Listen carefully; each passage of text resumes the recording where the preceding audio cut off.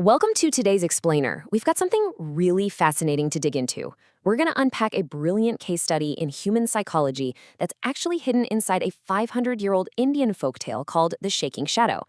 We're going to break down exactly how a super clever investigator used basic human nature and the physical manifestation of guilt to solve a crime that frankly seemed completely impossible.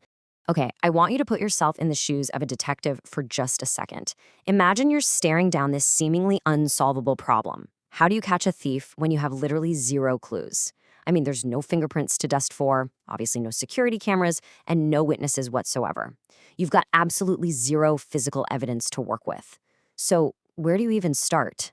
Well, this is the exact dilemma our source material presents, and it completely flips the script on how we usually think about solving crimes. So here's what kicks this whole psychological mystery off. In the dead of night, a highly valuable, incredibly precious golden vase is stolen right out of King Krishnadevaraya's palace. When morning rolls around and they realize it's gone, the entire palace is just plunged into absolute chaos.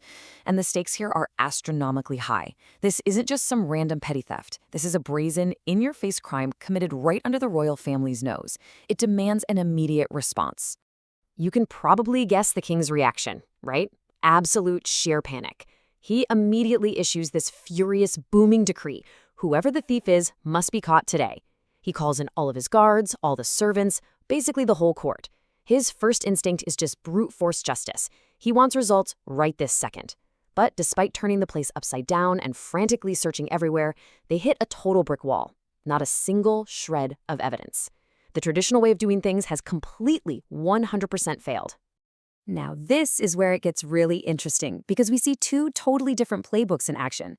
The king is relying on anger and muscle, desperately hunting for physical clues that just don't exist. It's all about force. But then you have Tenali Rama, the mastermind of our story, who takes the exact opposite route. He uses patience. He asks for just one single night. And, most importantly, he relies purely on human psychology instead of physical evidence.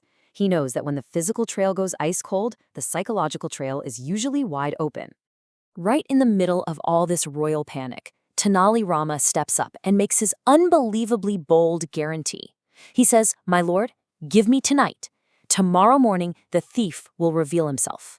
Now listen closely to how he phrased that. He didn't say, "I will find the thief." He said, "The thief will reveal himself." Tenali is absolutely confident that by the next morning, he can set up a scenario where the culprit's own brain does the heavy lifting for him. It really builds the suspense because you're just left wondering, how on earth is he going to pull this off with zero clues? Fast forward to the next morning, and Tenali goes to work setting his trap. It's incredibly systematic. Step 1. He gets this massive, super bright lamp lit right in the dead center of the court. Step 2, he lines up every single suspect, the guards, the servants, anyone who is in the palace, right in front of this light. Step 3, he announces what he calls a magical shadow test. Basically, he is manufacturing a high-stress environment designed to put intense psychological pressure on exactly one person in that room. And here is the absolute genius of the lie Tenali tells the crowd. He looks at all the suspects and says, "This is no ordinary lamp. The person who stole, his shadow will shake, while the innocent's shadow will remain perfectly still." By doing this, he's planting this tiny but powerful seed of fear. By giving this normal, everyday lamp magical properties, he forces the suspects to look inward, think about their own guilt or innocence, and literally stare down their own shadows. Instantly, everyone in the room starts checking their shadows. But watch what happens to the actual thief. He is completely overwhelmed by fear. Because he actually believes the lamp is magical, he starts to panic, obsessively looking at his shadow over and over. And that internal terror, it translates straight to his physical body. He literally starts twitching and shaking in a nervous panic. And of course, because his body is shaking, his shadow is just violently trembling on the floor for everyone to see. Tenali Rama doesn't even have to break a sweat. He just smiles.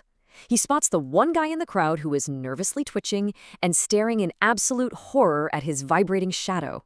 He just turns to the king and drops this incredibly satisfying line, "My lord, the thief is found." He cracked the unsolvable case, not by dusting for fingerprints, but by tricking the criminal's own biology into confessing for him. The fallout is immediate. Under that kind of intense, targeted psychological pressure, the thief just completely breaks. He drops straight to his knees, openly confesses right there in front of the whole court, and hands back the stolen golden vase. The trap was so incredibly effective that they didn't even need to interrogate anyone. The sheer weight of his own internal guilt forced an immediate, outward confession. Problem solved, boss recovered. At this point, the king is completely mind-blown and asks Tenali how on earth he knew. And this is the real secret behind the whole thing.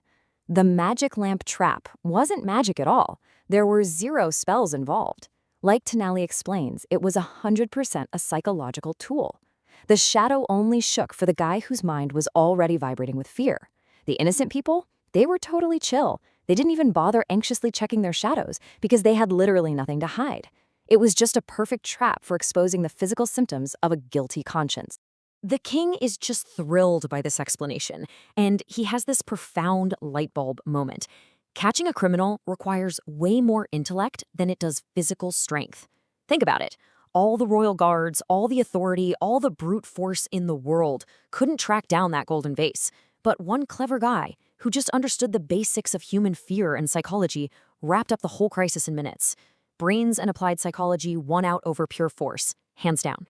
And then Tenali Rama humbly drops this absolute truth bomb, which is really the ultimate moral here. My lord, it is easy to escape the crime, but very hard to escape the fear in your mind. That is the massive takeaway from all of this. A person trying to hide something is almost always taken down by their own internal panic.